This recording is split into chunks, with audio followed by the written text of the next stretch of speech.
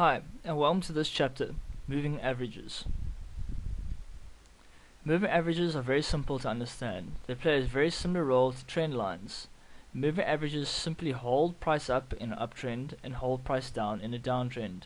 We at FundFXC use the 50 MA on a higher time frame, such as the 4 hour and above, and the 200 MA on a lower time frame, which is the 1 hour and below. MA stands for moving average. So a bit of technicals, the 50 in front of the MA stands for the 50 candles that came before the instant and the average price value of which is represented by the price on the chart at the moment. It's not really necessary to understand that, but it's just like a technical side to what it actually is. So 200 MA is 200 candles, average price, etc. Then we can also use the 7 and 14 moving average cross with the retest of the MA to enter trades. One of the tips for the MAs or trend lines can be used for the trend detection, and then 7 and 14 MAs only for entry. So as we can see, we have a trend line, or basically the trend line would have formed down here. That's the same what it would, but here we have a actual MA, a 50 MA. So the candles itself close above the MA, in showing us that the price wants to change. When the price itself crosses those MAs, we look for ideally for a retest of that MA and then the continuation. Same for this here, a break of the MA and a retest and then a continuation. For upward trend, the candles must be above the MA, the 50 MA, and for a downward trend, the candles must be below the MA. Now for a 200 MA example, where price crosses over the MA and it stays above the MA, that's only for buys, so it's telling you only look for buys. And much the same when price crosses the 200 MA down and holds it down, that means we only should be looking for sells. Then we get the 7 and 14 MA entry example. This over here is when you can see it's a 7 and 14. Above was a 200, just a one line, and the 50, which is a one line. Here we use 2. This helps with the entry. So let's say now we're looking for the MA crossover, and then ideally to retest that MA with another bullish MA crossover, and then the continuation. Where it retests that MA, we look to buy again, and that continues to hold the wave up. Similar said for the MA on the bearish MA crossover.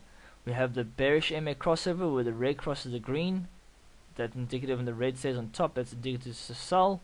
And then we have the MA retest and the continuation to the downside. But let's go quickly show you on a video on what it actually looks like on the chart. So let's go add any other pair quickly. Let's just say AUDUSD. Let's go right click template, FundFXC1. We can take one or two of these things off, so we can just have a clean chart. Okay, so you simply go to insert, indicators, then you go to trend, and then you go to moving average. And let's say we're going to keep it 14 in red, that's fine. And then we're going to go to insert, indicators, trend, and moving average. And this time we're going to enter in 7, and we're going to make that green. Okay, so now you can see that when price is bullish, the green line is above the red. And when the bullish candle crossed, it had some sort of a MA crossover over there. So price broke through it, the MA's crossed over, but price itself, which is the candles, retested the MA, and there was a clear buy signal. But there we can also see an evening star, which is also a price action signal for us to buy, and that there is a bullish engulf, is also another price action signal for us to buy. Much said for a downtrend. We had an uptrend going into a downtrend, 1 crossover, 2 crossovers, with a bearish drop, which is what we're looking for.